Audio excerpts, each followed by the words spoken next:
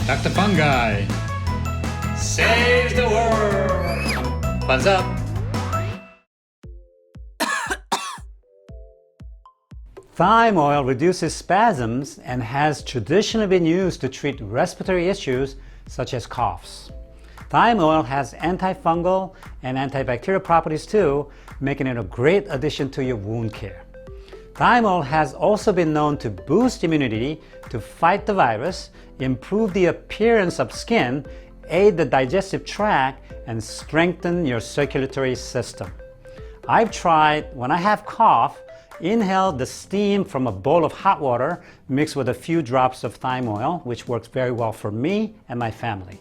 And please make a comment below and let us know how you've been using thyme oil to improve your cough condition. Give it thumbs up.